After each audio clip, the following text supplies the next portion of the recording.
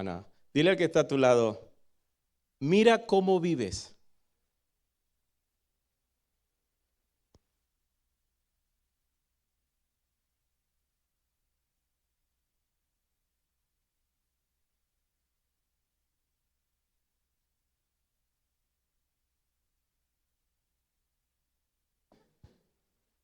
Ahora te digo yo a ti, ¿cómo estás viviendo tú? Estamos en una sociedad donde el ajetreo es parte del día. Cada vez más es más complicado acertar porque estamos metidos en tantas cosas, porque se nos está llamando a la productividad, se nos está llamando al estar ocupado y esto está creciendo cada vez más. Esto no lo estoy inventando yo. Existen encuestas que las puedes encontrar en las redes o en la web y hay una que me llamó mucho la atención. Las encuestas muestran un aumento en la prevalencia de la mentalidad del ajetreo. O sea, no es en la ocupación o tener no, es en la mentalidad. Es decir, que nos estamos ocupando en preocuparnos, en ajetrearnos sin necesidad. Es llevar al punto máximo, porque una cosa es que tengas que trabajar muchas horas, otra cosa es que tengas 2 trabajos para poder vivir, pero otra cosa es que te ajetrees en tu mente para hacerlo. Esto ha generado un crecimiento del 42% de la sociedad. Si hay 100 más 42%, entonces ya va subiendo a casi a la mitad de las personas que vemos aquí estamos ajetreadas mentalmente. Ahora, esto tiene un impacto en nuestra salud, tiene un impacto en nuestra vida diaria. Trae como impacto el estrés. Y se dice que a partir del año 2030, el estrés se convertirá en una de las principales causas de muerte en el ser humano. Qué tremendo esto. Porque si estoy enfermo, lo entendería, pero el estrés, que es algo que prácticamente es como una camisa que me pongo, dice que es el aumento del ajetreo que está asociado porque crea ansiedad y agotamiento. Ansiedad y agotamiento. La falta de tiempo para descansar y relajarse puede tener un impacto negativo en la salud física, aumentando el riesgo de enfermedades cardíacas, obesidad y otras afecciones. ¿Cuántos de aquí hacen siesta?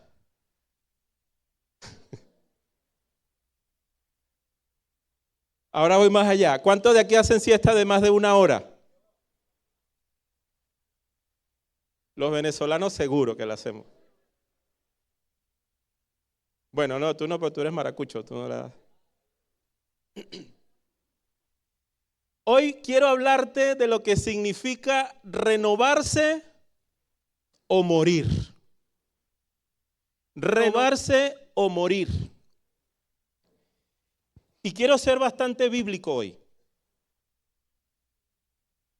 Porque creo que hay que volver a la fuente. Cuando no nos preocupamos cómo vivimos, es porque entonces vamos como rueda en el tiempo. Lo que surja. Si es de bajada, trompicones. Si es de subida, ni llegamos. Y mira, en Isaías 40, capítulo 27 al 31 dice: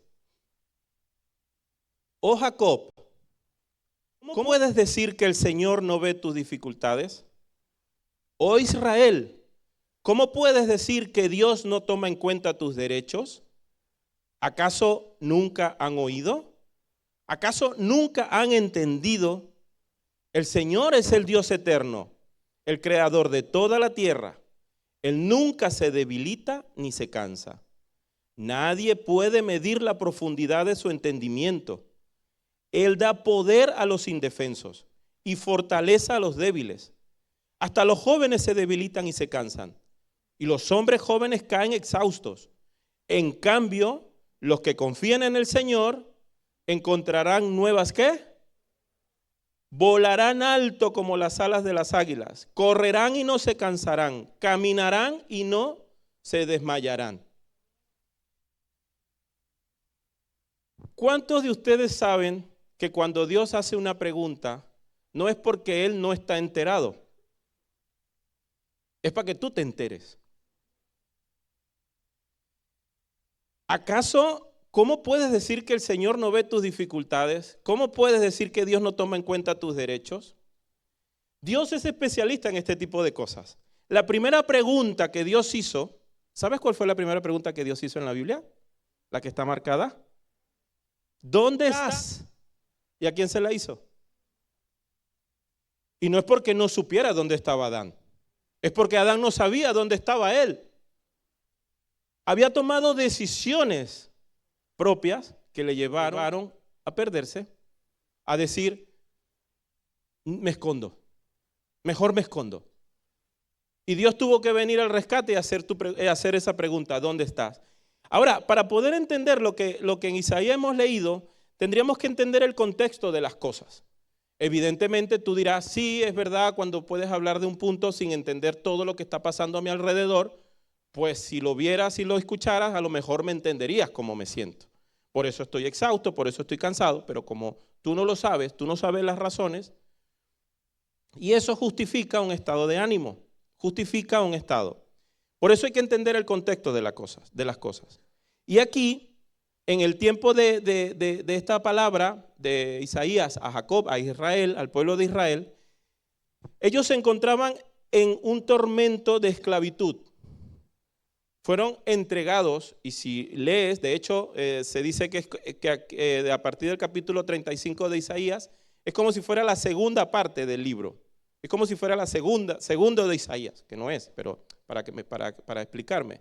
Es como una segunda parte. Una primera parte donde marca toda la situación que el pueblo de Israel vivió y todas aquellas transgresiones por las cuales el pueblo decidió pasar, decidió vivir, toda aquella idolatría que decidió absorber y tomar como suya y alejarse de Dios. ¿Qué ocurre? Que entonces viene un imperio mayor, un imperio más grande como el babilónico y secuestra al pueblo, destruye todo y los tiene como esclavos. Pasaron muchos años, muchísimos años, donde el pueblo comenzó a quejarse, a lamentarse, pero Dios no accede a chantajes. Es decir, Dios no va a decir, vale, no, que se está quejando, voy a darle la respuesta porque se va a enfadar. Dios no accede a ese tipo de chantaje. Javier decía que Dios trabaja en la voluntad del hombre. Dios accede cuando nuestra actitud, cuando nuestra disposición es suficientemente capaz para humillarse y aceptar que su condición es menor a la que Dios le puede dar. Estamos acostumbrados a vivir por encima de esa actitud. Estamos acostumbrados a vivir por encima de yo todo lo hago, yo todo lo puedo, yo todo lo digo. A veces yo le hablo a mi hijo y mi hijo me responde de aquella manera que yo le digo, ay hijo, si usted hubiese vivido en los tiempos de mi mamá, yo le digo que otro gallo cantaría. Nada más haber conocido el poder de una chancleta voladora, hoy lo miro feo y se pone triste. De bullying te hubieses muerto, hijo. Necesitamos entender que no somos capaces de todo, que no tenemos la habilidad suficiente para vivir despojados de lo que Dios quiere para nosotros. Israel se acostumbró a vivir en sus propios medios. Claro, qué guay, yo soy la niña de los ojos del Señor. A mí me va a entregar todo y a mí me van a bendecir y a mí me van a dar herencia. ¿Y qué hago cuando la tengo? Viva la pepa. Nos volvemos locos. Hacemos zafarrancho, aquí se acabó el mundo. Ya, aquí viene el domingo. Ay, toca ir a la iglesia. Eso es lo que vivía el pueblo de Israel. Ahora, en esa condición, entregados y sumisos en esa condición, vino algo que se llama fatiga. Fatiga por lo que se estaba viviendo, fatiga por lo que se estaba experimentando, cansancio porque no estaban obteniendo lo que necesitaban o lo que querían tener. Y vivir fatigado es cruel. Acaba con toda esperanza y deseo. El que vive fatigado y el que vive cansado no tiene ganas de nada. Fatiga es igual a desaliento o agobio. Y yo quiero mencionarte cuatro cositas, no por decirte lo mal que puedes tenerlo o verlo o vivirlo o hacerlo tú, o qué de feo eres tú, o qué de feo soy yo. No, es para que te des cuenta que si esto se relaciona y lo ves, es una alerta. Cuando vivimos fatigados, cansados o agobiados, cambia nuestra manera de pensar. Todo se ve distinto, todo se ve gris. Hasta lo que ves que es, no es y parece, pero no es. Empiezas a confundir las cosas, escuchas lo que no es. Cuando el cerebro está cansado, la percepción cambia.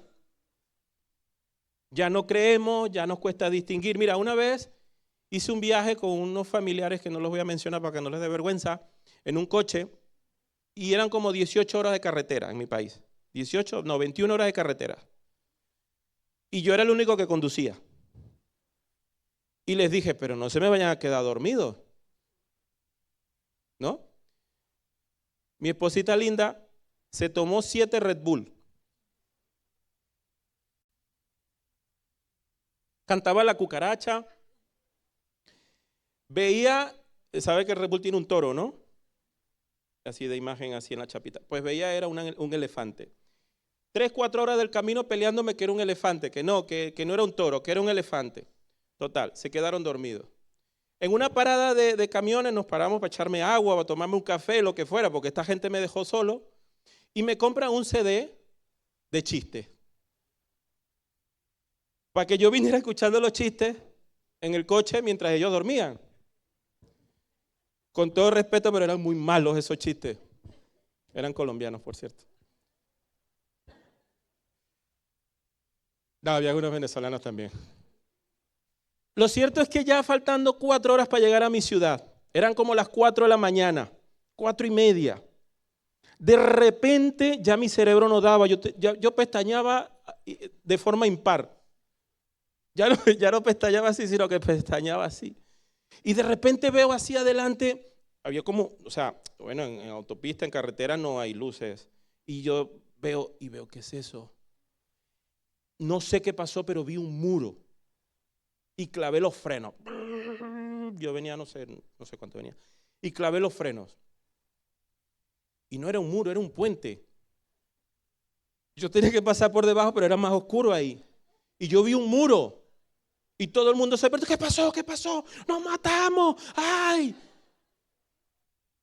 Los chistes. ¿Y qué vi? Un muro. Porque mi cerebro estaba cansado. Mi percepción cambió. Y eso suele pasar cuando el cerebro está cansado. Cambia nuestra manera de pensar. A veces en nuestras relaciones también cambia nuestra manera de pensar. Empezamos a percibir lo que no es. Empezamos a afectarnos y afectamos a otros. Número 2, también puede cambiar nuestra manera de hablar. Si cambia mi manera de pensar, va a cambiar mi manera de hablar. Todo se vuelve una queja. Amén o ayayay. Sinceridad ante todo, muy bien. Un reclamo, una inconformidad, un desgaste. ¿Y tú qué? ¿Y tú qué? ¿Y tú qué?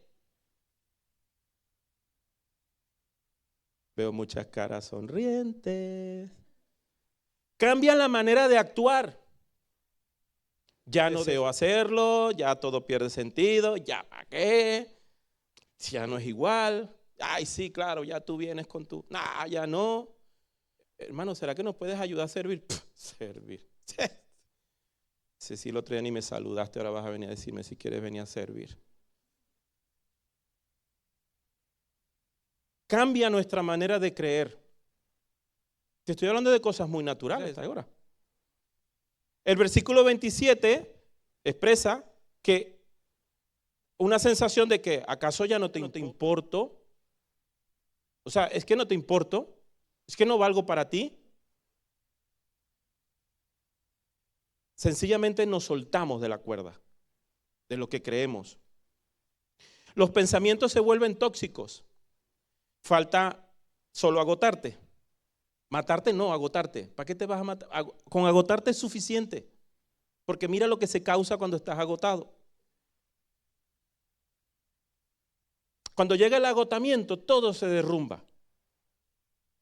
Mi papá tenía el gusto siempre de cuando sentía algo lo cantaba. Entonces le pasaba por al lado de mi mamá y le decía, todo se derrumbó dentro de mí, dentro. Ya la que se venía era más gorda todavía.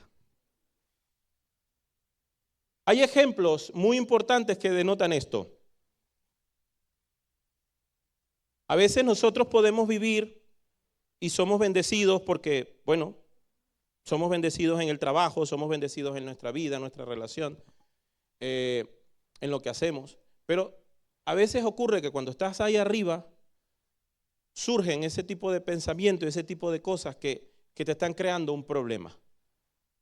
Mira, sí, mi forma de pensar ha cambiado con respecto a esto. Sí, ya no estoy hablando positivamente, o estoy hablando más bien negativamente y más bien estoy contaminando a otros. Sí, a lo mejor ya no sé qué pasa, pero ya no quiero seguir sirviendo, no quiero seguir trabajando, no quiero seguir actuando.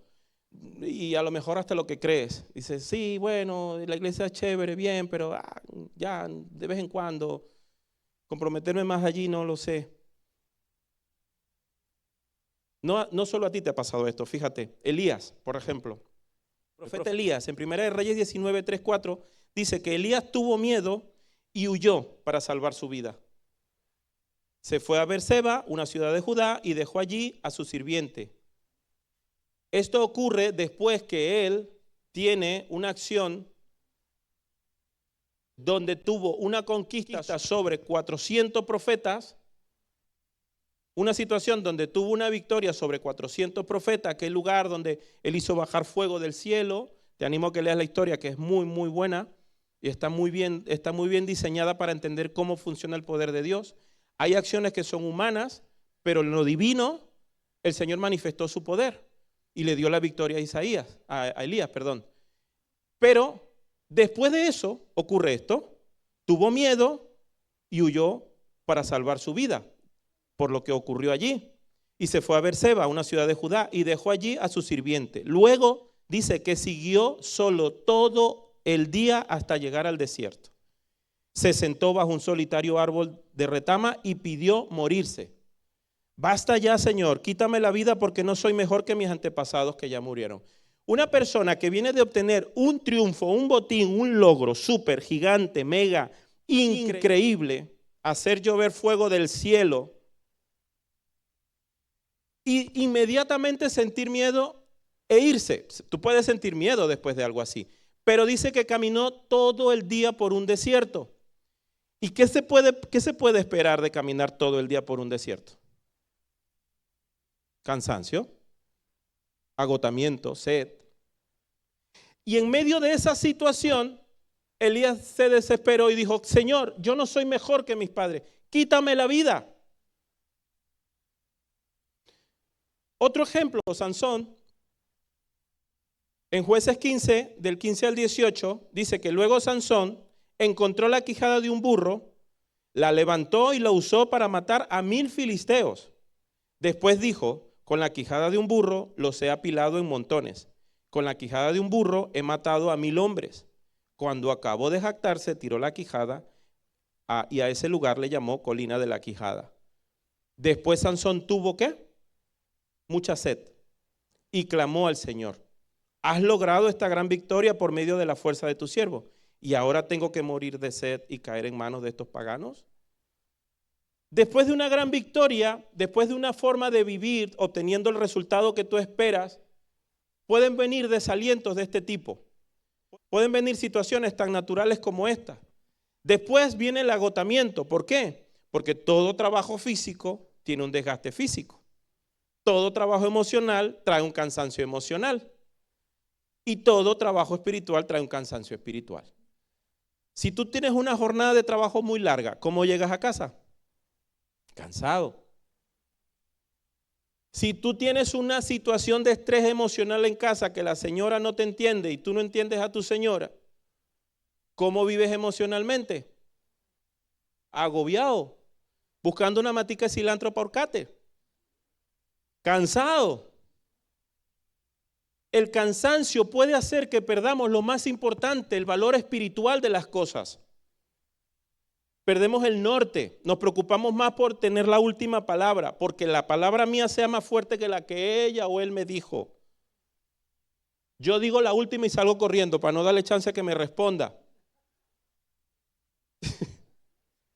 Sonríele, que Dios le ama, hermana querida. Menos mal que él cocinó yo, si no. ¿Qué pasa? Si yo no tengo la capacidad para volver a la fuente, para volver al Señor y decir, Señor, esta situación tenemos que resolverla, ¿cómo la puedo resolver? No. Yo voy al Señor y le digo, Señor, resuélveme esto. Ilumínala. Llénala de ti. Cámbiala.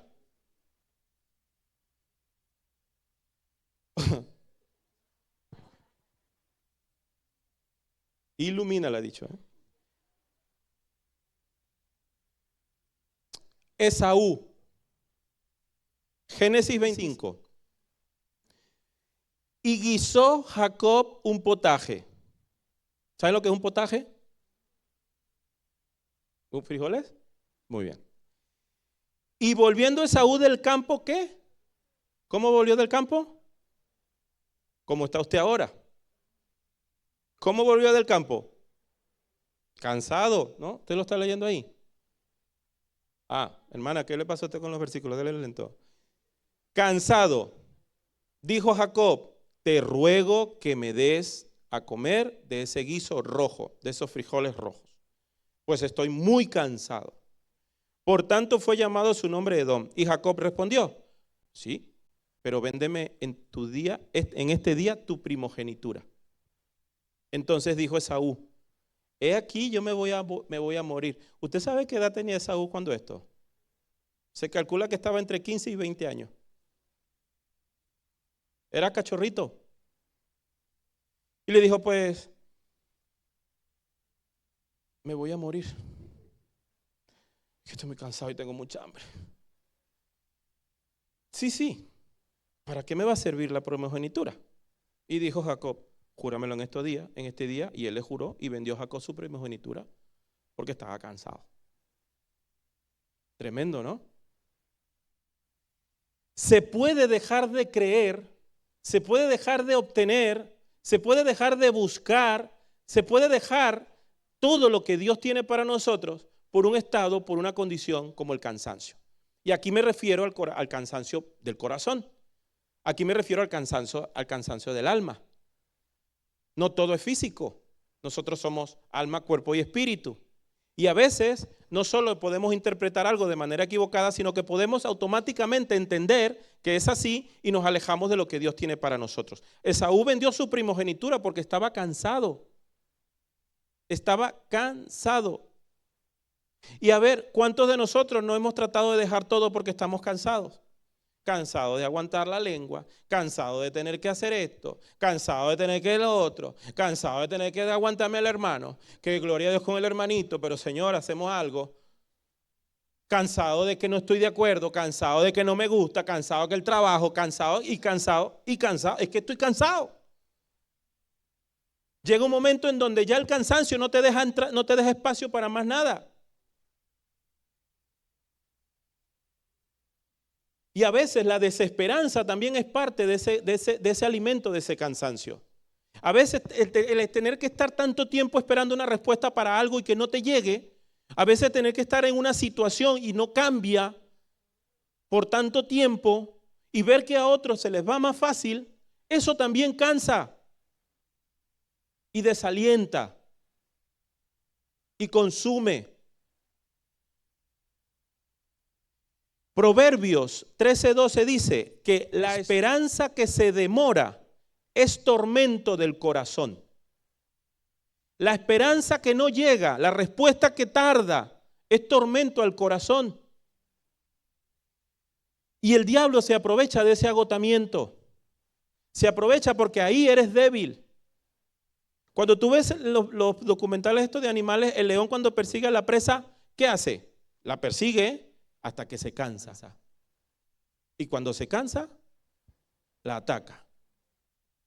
El agotamiento trae para nosotros debilidad. Y la fatiga crea distorsión. Dejamos de ver, dejamos de creer, dejamos de insistir en lo que Dios tiene para nosotros. Y posiblemente llevamos años así, viviendo una farsa, viviendo una falsa transparencia.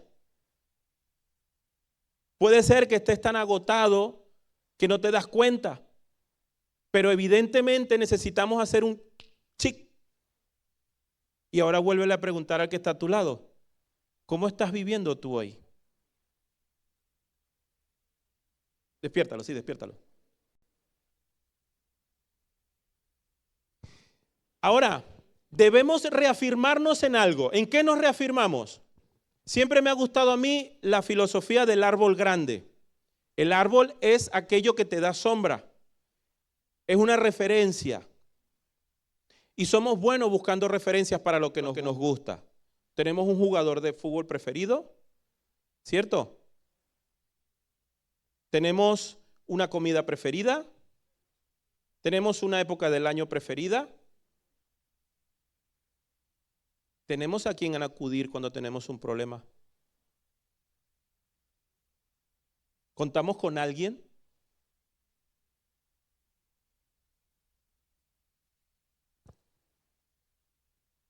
Tenemos que reafirmarnos en lo escuchado. El versículo que leímos al principio dice, ¿has oído?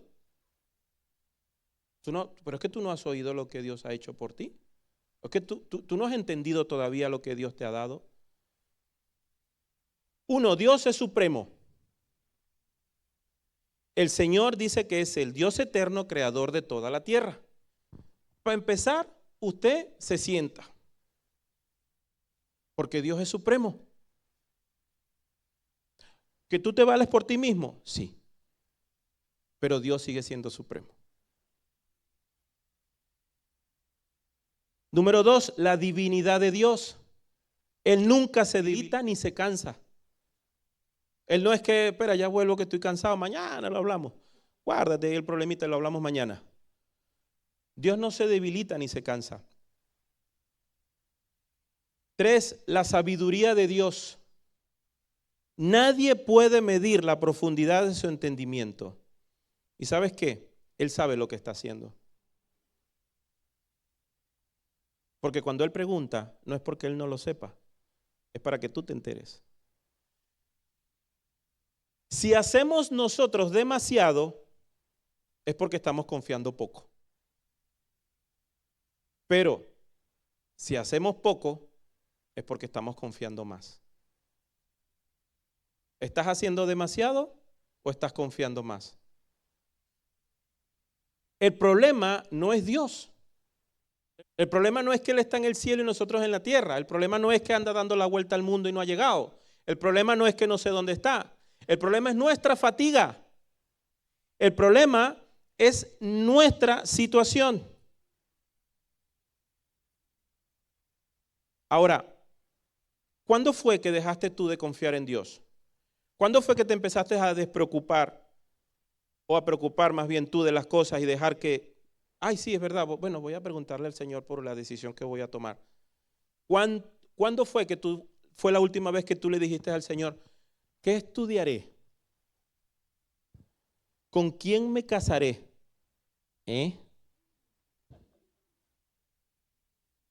¿Dónde viviré?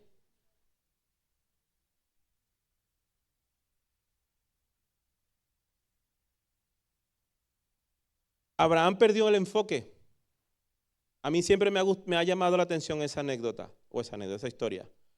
Abraham fue un patriarca hecho y derecho, y por no esperar en la promesa que Dios le dio, en su linaje que tendría que venir de su mujer, decidieron adelantarse y ayudar a Dios. Y eso trajo como consecuencia guerras hasta el día de hoy, problemas para la humanidad. muertes innecesarias por no esperar el tiempo del Señor. Y ya quiero ir terminando. ¿Hay alguien cansado?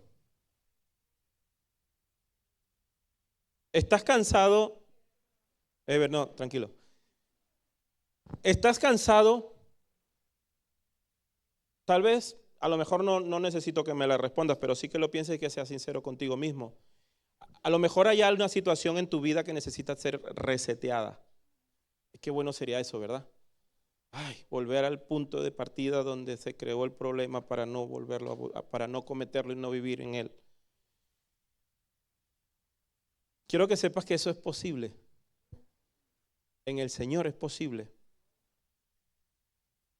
Porque cuando tú tomas tu situación y la presentas delante del Señor, es donde viene la parte del versículo de Isaías 40:31.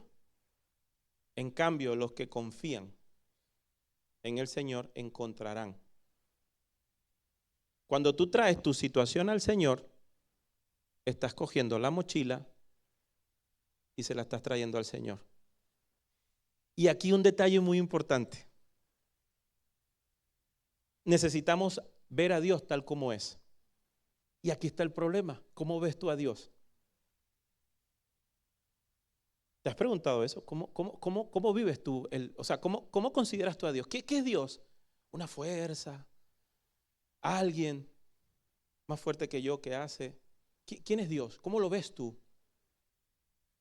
Tenemos percepciones tan distintas unos de otros de cómo vemos a Dios, que algunos volvemos a Dios un talismán, una oportunidad para una respuesta, como aquella amiguita que tenía yo que contaba una vez que teníamos examen y sacaba una virgencita y la ponía bajo el pupitre para el examen, pero no estudiaba. Después iba y le reventaba la cabeza a la muñeca porque no servía. Y al siguiente examen la volvía a sacar y le pegaba la cabeza con celo. ¿Cómo ves tú a Dios? Hay unos que podemos ver a Dios en su autoridad. Hay otros que podemos ver a Dios en su misericordia. Y te voy a poner un ejemplo. La primera referencia de Dios en tu vida son tus padres. Y muchos hemos sido dañados ahí. Muchos. Yo el primero. Y te lo cuento como testimonio. Y yo siempre vi a un Dios autoritario. Siempre y cuando yo me portara bien, era bueno conmigo.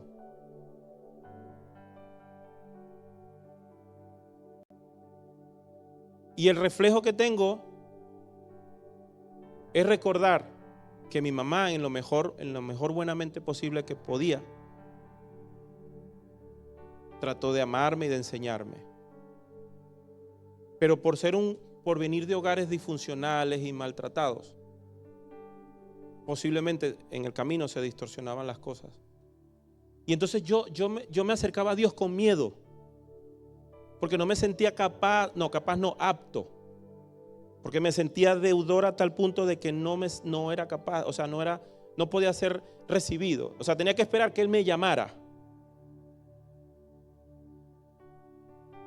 Cuando Dios comenzó a trabajar en nuestras vidas como familia, empezó a surgir algo muy bonito entre mi mamá y yo, que se llamó relación. Y daba igual lo que pasara en el día. Chancletas iban y chancletas venían. Pero en la noche siempre iba a mi cama, me arropaba, oraba conmigo y me daba un beso y me decía te amo. Y eso cambió mi percepción hasta con Dios. Porque empecé a ver a aquella persona con tanta autoridad sobre mi vida que de una forma inconsciente yo me apegaba a ella.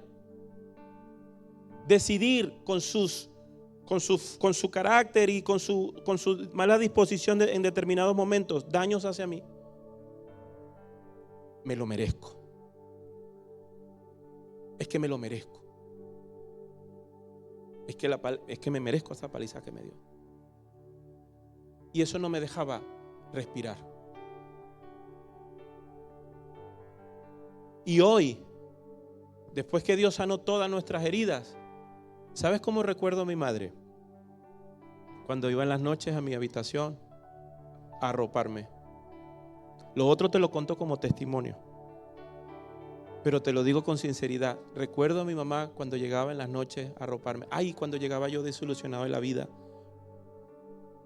o de algún jovencito, adolescente, de algún amor de esos platónicos que yo me inventaba. Me ponía la almohada sobre sus piernas y me decía, ven a llorar conmigo. Ven, vamos a llorar juntos. Y lloraba conmigo. Y entendí que aunque no soy digno, aunque me lo merecía, soy hijo. Y mi madre me daba ese amor sin merecerlo, pero porque era hijo.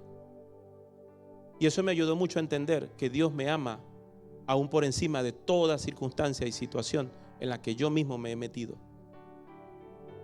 Dios es tan perfecto y tan soberano que es capaz de tomar todas esas mochilas que aunque huela mal, aunque sea lo peor del mundo, no te preocupes, yo esto lo lavo y te voy a dar ropa nueva. Así que para terminar, yo solamente quiero decirte algo.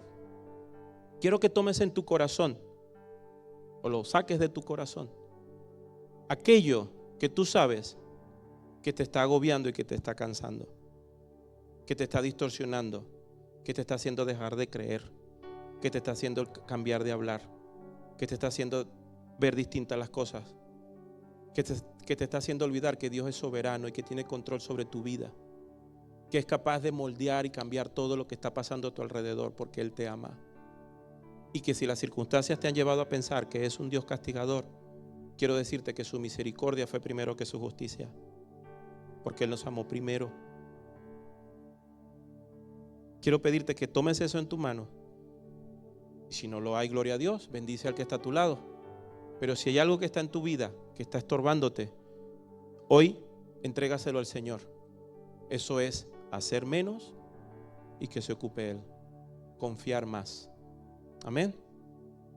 Señor, quiero pedirte en el nombre de Jesús que todas las cargas, las situaciones, los pensamientos, las vivencias, las experiencias y mi realidad que pueda estar viviendo hoy, Señor, las quiero poner delante de ti.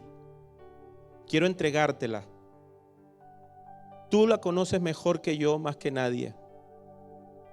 He vivido tiempos buenos, he saboreado victorias y posiblemente hoy puede ser que me encuentre no viviendo algo bueno. Tengo decisiones que tomar por delante, tengo situaciones que afrontar. Quiero pedirte que me enseñes a confiar hoy en ti y a vivir más de lo que tú tienes para mí. Perdóname, Señor, por no entender con claridad y perderme en el camino. Quiero volver a ti porque sé que estás esperándome en el lugar donde te dejé. Gracias, Señor, porque tú me amas. Gracias, Señor, porque tu misericordia fue primero que la justicia. Te amo y quiero que nunca te apartes de mí. En el nombre de Jesús. Amén. ¿Qué harás? Esta semana tienes deberes.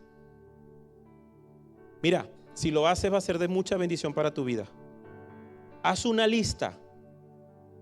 Identifica las cosas en las que más invierte tu tiempo y tus pensamientos. Televisión. Eso es contigo y Dios, nada más. Pero a cada situación, al trabajo, ¿vale? En los estudios, a cada de estas palabras que pongas allí, aplícale la palabra del Señor. Busca un versículo, ayúdate con Google. Si es trabajo, pregúntale ahí a San Google, ¿qué dice Dios en la Biblia acerca del trabajo? Y empieza a escudriñar. Y cuando te dé el primer versículo, empieza a buscar. Sumérgete en la palabra del Señor. Y te aseguro que vas a tener una experiencia maravillosa que te va a confrontar en función de todo lo que estás haciendo y cómo lo estás haciendo hasta ahora. Amén. Un abrazo, hermanos. Dios les bendiga. Les quiero mucho.